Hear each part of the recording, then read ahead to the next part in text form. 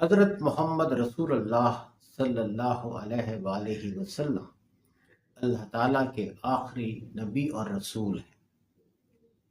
حضرت محمد صلی اللہ علیہ وآلہ وسلم پر اللہ تعالیٰ نے اپنی آخری کتاب قرآن پاک نازل کی۔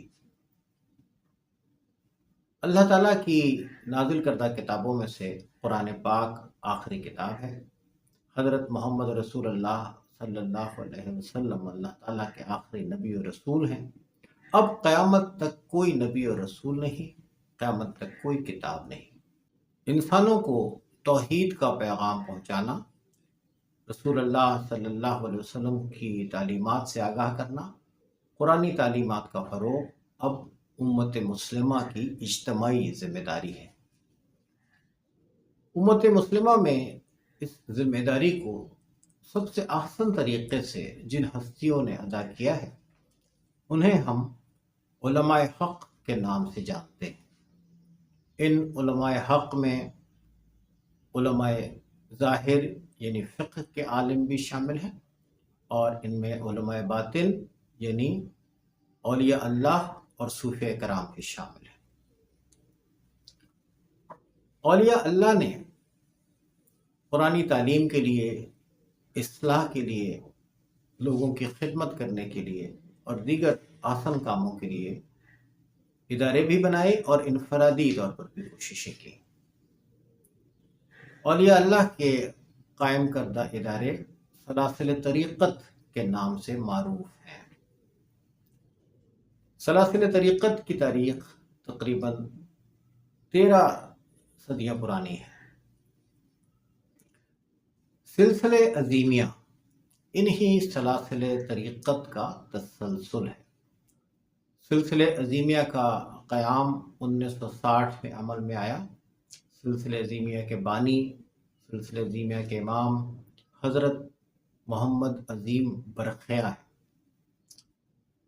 حضرت کے اسم محمد عظیم کی نسبت سے سلسلے سے وابستہ افراد خود کو عظیمی کہتے یا عظیمی لکھتے ہیں۔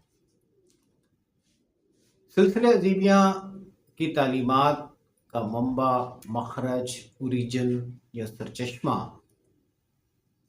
قرآن پاک کی آیات اور حضرت محمد رسول اللہ صلی اللہ علیہ وسلم کی تعلیمات ہے۔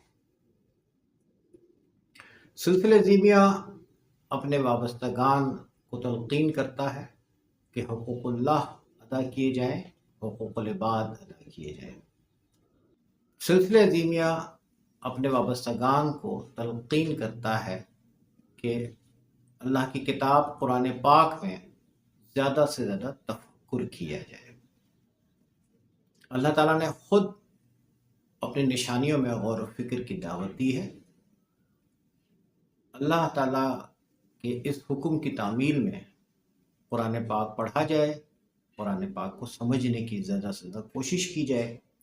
اللہ تعالیٰ سے دعا کی جائے کہ اللہ تعالیٰ ہمیں قرآنی آیات کا صحیح فہم عطا فرمائے۔ اللہ تعالیٰ کے حکم کی تعمیل میں حقوق اللہ ادا کرنے کے لیے خود کو تیار کیا جائے اور حقوق العباد ادا کرنے کے لیے خود کو تیار کیا جائے۔ جو مسلمان عربی نہیں جانتے، قرآن پاک کی تلاوت کے ساتھ ساتھ انہیں قرآن پاک کا ترجمہ ضرور پڑھنا چاہیے۔ قرآن پاک کی تلاوت، قرآن پاک کا ترجمہ پڑھنے کے ساتھ ساتھ قرآنی آیات کے صحیح فہم تک رسائی کے لیے ہمیں کوششیں کرنی چاہیے۔ حضرت محمد رسول اللہ صلی اللہ علیہ وسلم کی حیات طیبہ، رسول اللہ صلی اللہ علیہ وسلم کی تعلیمات کا زیادہ سے زیادہ مطالعہ کرنا چاہیے۔ قرآن پاک سمجھنے کی کوشش کرنا دراصل اللہ تعالیٰ کی مشیت کو سمجھنے کی کوشش کرنا ہے۔ نبی کریم علیہ الصلوۃ والسلام کی حیات طیبہ کا مطالعہ ہمیں اللہ کی مشیت کو سمجھنے میں مدد فراہم کرتا ہے۔ اللہ تعالیٰ سے دعا ہے کہ ہمیں قرآنی آیات کا صحیح فہم عطا ہو۔